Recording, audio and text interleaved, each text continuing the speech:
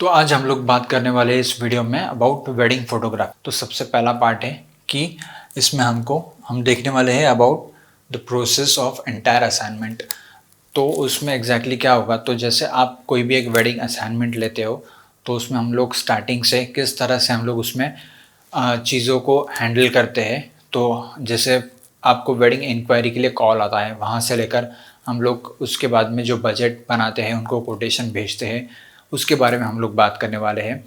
After that जब भी हम लोग वेडिंग शूट के लिए जाते हैं तो वेडिंग शूट में हम लोग किस तरह से काम करें, किस तरह से हमको काम करना चाहिए, वो हम लोग देखेंगे। एंड आफ्टर दैट उसके बाद आता है पार्ट जब हमारा पोस्ट प्रोडक्शन का काम स्टार्ट होता है, क्योंकि एक बार वेडिंग शूट हो गया तो उसके बाद हमको एडिटिंग करके फ़ोटोज़ या फिर वीडियोज़ हमको देने होते हैं। तो वो हम लोग किस तरह से दे, हम लोग किस तरह से डिलीवर करें, हम लोग किस तरह से क्लाइंट के साथ कम्युनिकेट करें अब while delivering that product.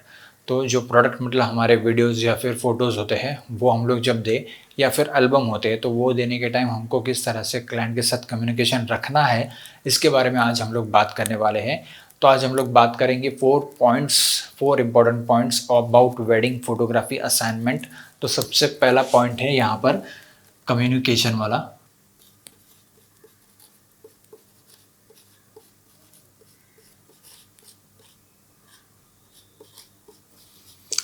Communication में हम लोग किस तरह से क्लाइंट के साथ डील कर सकते हैं। जब इंक्वायरी आती है कॉल की तो हम किस तरह से उनसे बात करें, किस तरह से हम उनको कन्विंस करें, या फिर हमारे जो भी रिक्वायरमेंट्स हैं, हमारे जो भी काम करने के तरीके हैं, वो उसको किस तरह से बताई, ये हमको देखना है। जब भी हम वेडिंग शूट कर रहे हैं तो वेडिंग शूट में हम लोग को क्या क्या चीज़ों का ख्याल रखना है और क्या क्या चीज़ें हमको उनके साथ कम्युनिकेट करनी है रिगार्डिंग शूट।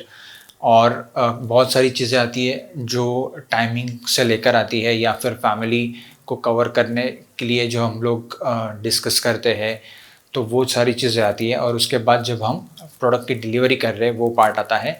नेक्स्ट हम लोग देखेंगे इसमें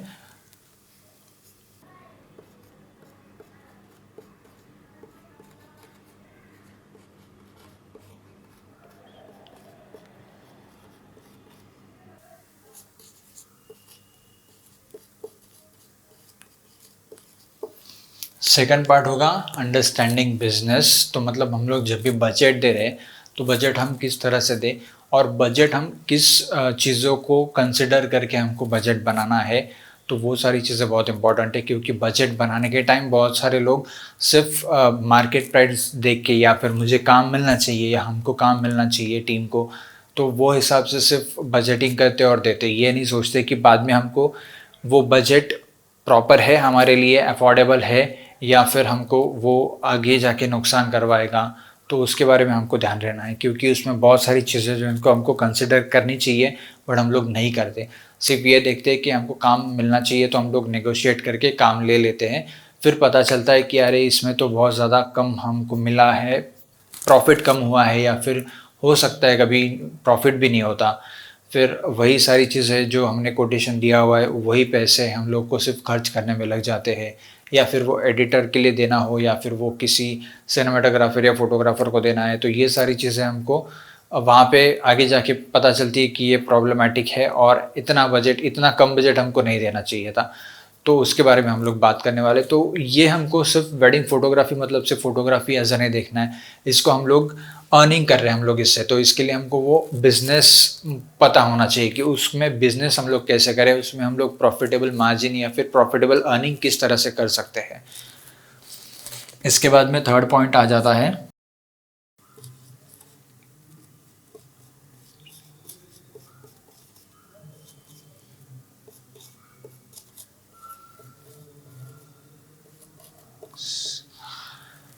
थर्ड पॉइंट है हमारा डिलीवरिंग प्रोडक्ट्स। तो डिलीवरिंग प्रोडक्ट्स मतलब हमको या तो फ़ोटो एडिट करके देना है, हमारे यहाँ हमारे पास अगर प्रोडक्ट है तो ये है कि फ़ोटोज़ हमको एडिट करके देना है, या फिर हमको वीडियो एडिट करके देना है। तो अभी देखने जाए तो वीडियो में भी ट्रेडिशनल वीडियो है, सिनेमैटिक वीडियो है, ये सारी चीज़ें आती है। और उसके बाद आता है हमारा एल्बम।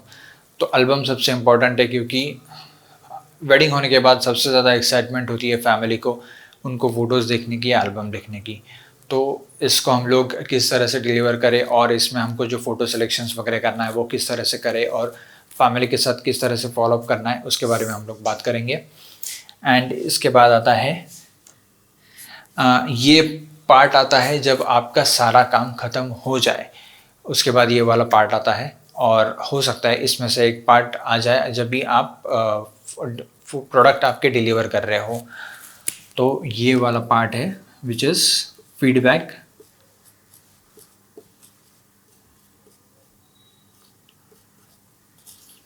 And follow up.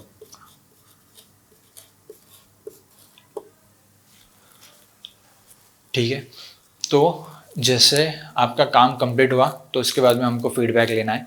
तो फीडबैक के लिए हम लोग किस तरह से उनसे बात करें या फीडबैक हम किस तरह से उनसे लें, इसके बारे में हम लोग देखेंगे, बात करेंगे। और फॉलोअप हमको लेना है हमेशा उनके साथ, क्योंकि अगर आप फॉलोअप नहीं लेंगे तो आपका काम भी कंप्लीट नहीं होगा।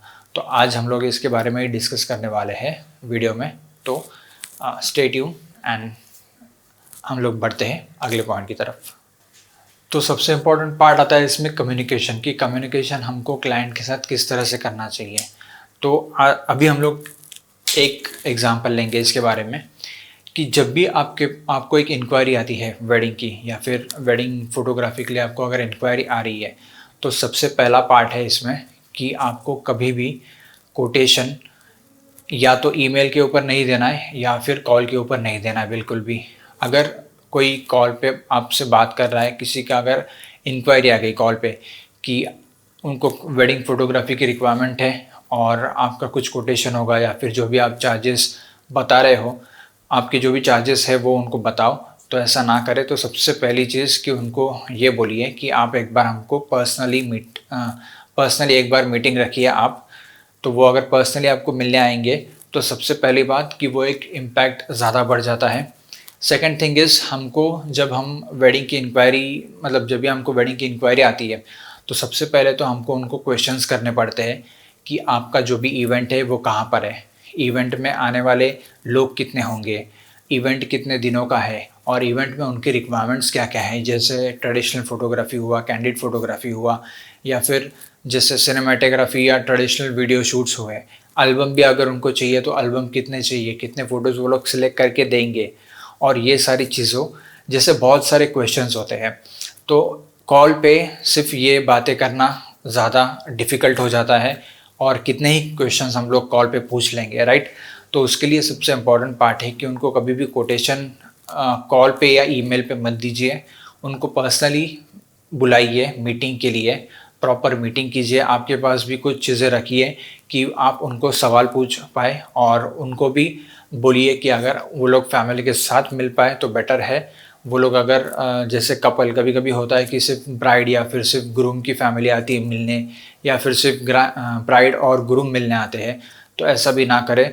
हो सके तो एटलीस्ट आप कपल से मिलिए, ताकि दोनों की रिक्वायरमेंट, अभी जैसे होता है कि ब्राइड बहुत ज़्यादा एक्साइटेड होती है वेडिंग के लेकर, फिर ग्रूम में वो चीज़ें उसमें उसकी जो ब्राइड की रिक्वायरमेंट है वो ग्रूम को पता नहीं है, ठीक है।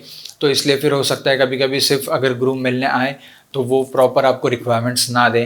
तो इसलिए हो सके तो आप ब्राइड और ग्रूम दोनों से मिलिए, तो वो बेटर रहेगा रिक्वायरमेंट्स जानने के लिए। उसके अलावा भी अगर फैमिली उनके साथ आती है मिलने के लिए तो वेल एंड गुड, या फिर आप अगर विज़िट कर पाओ उनके पास, अगर आपके पास ऑफिस नहीं है, आप एज अ फ्रीलांसर काम कर रहे हो, तो आप एक बार उनके घर पे विज़िट कीजिए, उनको बताइए, उनको पूछिए कि आपका रिक्वायरमेंट्स क्या है, उनको एक्सप्लेन करके बताइए कि रिक्वायरमेंट्स क्या क्या होते हैं, कैसे होते हैं, आपका वर्क प्रोसेस कैसे होता है। तो इनकी वजह से क्या होगा कि आपका एक कम्युनिकेशन भी बिल्ड होगा, एक ट्रस्ट बिल्ड होगा सामने क्लाइंट के साथ, और फिर जो काम मिलने का जो एक चांस है वो ज़्यादा बढ़ जाएगा। तो ये कीजिए सबसे पहले पार्ट तो कभी भी कोटेशन आपको ईमेल पे या कॉल पे नहीं देना है। Try to meet in personal. तो ये पार्ट में हमारा कम्युनिकेशन बहुत ज़्यादा इम्पॉर्टेंट होता है कि हम लोग उनको किस तरह से कन्विंस करें। सेकेंड थिंग इसमें इम्पॉर्टेंट है कि जब भी आप जाएं तो आपके पास अगर एक लैपटॉप होगा तो वो लेके जाइए, एंड लैपटॉप में आप अगर वीडियोस वगैरह अच्छे से दिखा पाएँ तो वो दिखाइए। जब आप वीडियो दिखा रहे हो तो उनको एक्सप्लेन करो आपका वर्क प्रोसेस ओवरऑल, कि आपने ये जो वीडियो किया है वो किस तरह से किया है, कितने लोग यहाँ पर वहाँ पे शूट कर रहे थे। जैसे अभी सिनेमाटोग्राफी अगर कर रहे हो तो सिनेमाटोग्राफी में बहुत लोगों मैंने देखा है कि सिंगल सिनेमाटोग्राफर एक पूरा वेडिंग शूट कर रहा है, ये बहुत ही गलत चीज़ है। ट्राई करो कि एक या कम से कम 2 एंगल होना चाहिए वेडिंग शूट करने के लिए, तभी जाके आपका रिज़ल्ट जो वीडियो का है वो बहुत ज़्यादा अच्छा निकलेगा। फिर उनको वो बताइए कि 2 जो शूट कर रहे हैं सिनेमाटोग्राफर्स, तो वो किस तरह से कर रहे हैं। जब कैंडिड फ़ोटोग्राफ़ी और ट्रेडिशनल फ़ोटोग्राफ़ी आप ले रहे हो, तो ट्रेडिशनल फ़ोटोग्राफ़र क्या करता है, वेडिंग जो कैंडिड फ़ोटोग्राफ़र है वो किस तरह का काम करता है, फिर वो क्या करेगा। जब वेडिंग हो रहा है तो वेडिंग जब रिचुअल्स हो रहे हैं तो कितने फ़ोटोग्राफ़र कि कहाँ-कहाँ पर काम करेंगे। जैसे एक होता है जो वेडिंग रिचुअल्स कवर कर रहा है, एक होता है जो जो फैमिली पोर्ट्रेट्स है वो कवर कर रहा है। तो ये उनको एक्सप्लेन कीजिए। तो ये इस तरह से आप उनको एक वीडियो अपना बताकर एक्सप्लेन कर सकते हैं। उसके बाद सेकंड चीज़ आती है सबसे इम्पोर्टेंट, वो है एल्बम, वेडिंग एल्बम। जब हम पर्सनली मीट करने जाते हैं तो उसमें वेडिंग एल्बम आप अगर दिखा रहे हो तो उसका बहुत ज़्यादा इम्पैक्ट पड़ता है, क्योंकि उसमें जैसे हम लोग डिजिटल इमेजेस देखते हैं तो डिजिटल इमेजेस हम लोग हर तरह देख रहे हैं, हर जगह पे हम लोग देख रहे हैं, मोबाइल में भी देख रहे हैं, बट उसका इम्पैक्ट उतना नहीं है जितना आप अगर प्रिंट्स लेके जाओगे एल्बम के। वो जब क्लाइंट देख रहा है तो वो उसको एक्चुअली फील कर रहा है, वो उसको बड़े मतलब बड़े प्रिंट्स वहाँ पे दिखाई दे रहे हैं। डिजिटल आप मोबाइल में देखोगे, ज़्यादा से ज़्यादा आप लैपटॉप में देखोगे, बट जब हम लोग एल्बम दिखाते हैं तो एल्बम का आपको साइज़ पता ही है, ऑलमोस्ट 12x18 का साइज़ होता है, ऑलमोस्ट A3 साइज़ से बड़ा होता है। तो अगर इस पे अगर ऐसे प्रिंट्स पे उन्होंने आपके फ़ोटोज़ देख लिए, वेडिंग के फ़ोटोज़ जो आपने निकाले हैं, तो वो उसका इम्पैक्ट कितना ज़्यादा पड़ता है ये आपको देखना, आपको खुद को भी ये एक्सपीरियंस करना चाहिए। आप कभी एल्बम लेके जाइए, आप दिखाइए उनको, उनका एक्सप्रेशन देखिए। तो जब वो फैमिली वो डिस्कस करती है कि ऐसे हमारे फ़ोटोज़ भी होंगे, तो वो बहुत ज़्यादा एक्साइटेड हो जाते हैं।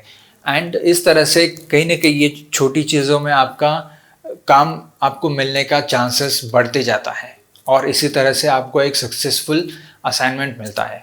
थर्ड थिंग, जब भी हम लोग क्लाइंट को मिलने जाते हैं और क्लाइंट की फैमिली से मिलते हैं, तो जनरली उनका जो रिक्वायरमेंट्स है वो हमको ठीक से पता चलता है, क्योंकि अभी का जो मार्केट है, अभी का जो वर्ल्ड है, उसमें क्या हो रहा है, अभी का जो सोशल मीडिया प्लेटफॉर्म्स है उसमें हो रहा है ऐसे कि जो कपल है उनको बहुत ही ट्रेंडी चीज़ें चाहिए होती है। तो जैसे इंस्टाग्राम पे जो ट्रेंडिंग हो रहा है वो उनको चाहिए। अभी जो हम लोग रील्स वगैरह भी देख रहे हैं, तो सिनेमाटोग्राफी में अगर तुम लोग उसको वीडियो बना रहे हो तो उनको रील्स चाहिए, क्योंकि उनको शेयर करना चाहिए, मतलब सोशल मीडिया पे उनको शेयर करना है। उनको छोटे रील्स बना के चाहिए, उनको टीज़र बना के चाहिए जो 1 या 2 मिनट्स का होता है। बट हमको ये भी देखना है कि हम लोग जो वेडिंग शूट कर रहे हैं, तो वेडिंग शूट कर रहे हैं तो सिर्फ कपल के लिए नहीं कर रहे, एंटायर फैमिली के लिए कर रहे हैं। तो अगर एंटायर फैमिली के लिए कर रहे हैं तो फैमिली की भी रिक्वायरमेंट हमको जानना ज़रूरी है। तो जैसे हम लोग ट्रेडिशनल फ़ोटोज़ जो करते हैं, ट्रेडिशनल वीडियोज़ जो करते हैं, उसका सबसे ज़्यादा रिक्वायरमेंट होता है फैमिलीज़ को। बट ये कभी कभार कपल या फिर ग्रूम या ब्राइड वो लोग भूल जाते हैं कि हमको फैमिली को भी पूछना चाहिए।